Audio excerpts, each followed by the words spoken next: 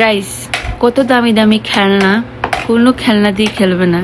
চিন্তা করা যায় বাথটবের মধ্যে বসে খেলবে। এই হলো কাহিনী।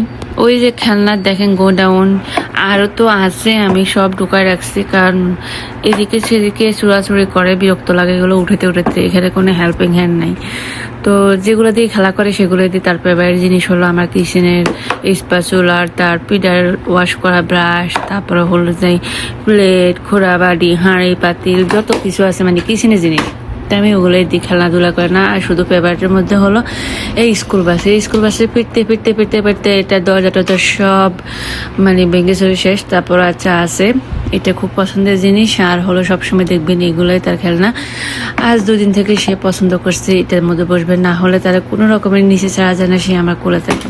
তো আমি চাই যে সে যেটা তার পছন্দ আমাকে একটু মুক্তি দিবে, এ পড়ে যাবা, আমি তাকে সেটা দিয়েই আমি একটু কমফোর্টেবল ফিল করি।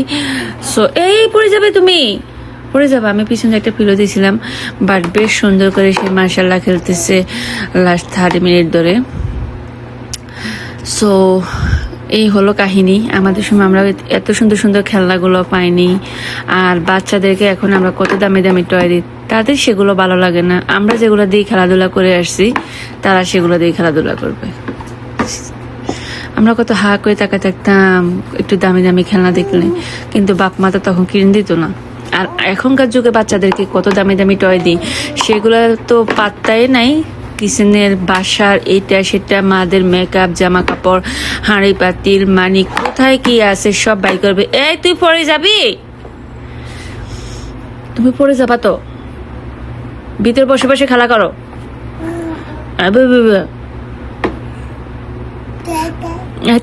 কি বলো, আমি তো তোমার কথা বুঝি না। পড়ে যাবা তুমি। এই হলো কাহিনী, বুঝছেন আপনারা? গোল্লার কাহিনী হলো এটা।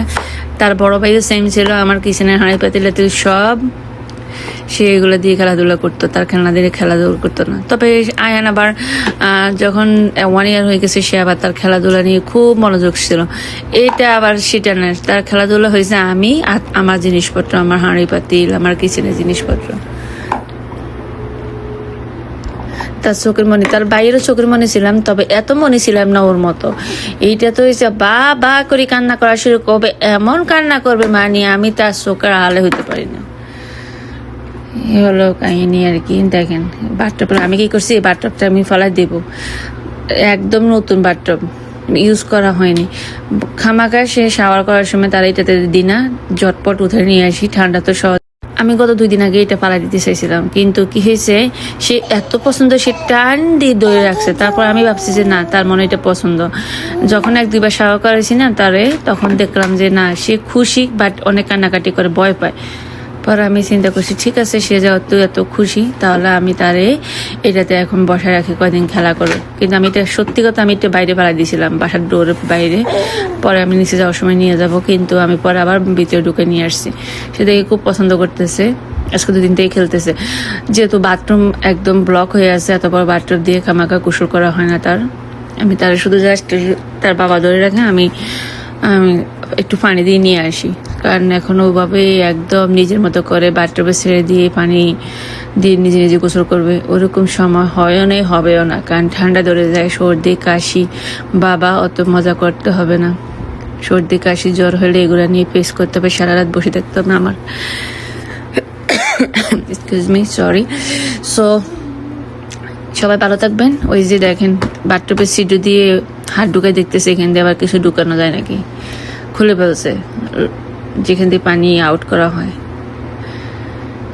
সে ভাই একটা হ্যাপি বার্থডে দিয়ে দাও তো, হ্যাপি বার্থডে দিয়ে দাও, হ্যাপি বার্থডে টু ইউ, দাও দাও দাও, হ্যাপি বার্থডে দাও দাও। টিভি চলবে না মামা বলতেছি তো, ওই আমি হ্যাপি বার্থডে বলছি, তাকে টিভি দিয়ে কেন। হ্যালো, হ্যাপি বার্থডে দাও, happy birthday to you, happy birthday to you dear Golla, দাও। আমি যে এত সুন্দর করে হ্যাপি বার্থডে বলছি, বল হাতে তালে দাও, ক্লাপ ক্লাপ, হ্যাপি বার্থডে দাও। দিবা না? ও টিভি চলতেছে না, এই কারণে তুমি কান্না করো। টিভিতে এখন দিব না মামা, আমরা এখন বাইরে যাব, দাদার স্কুলে যাব। লেটস গো, এই পড়ে যাবে তুমি। হ্যাঁ দেখেন পণ্ডিত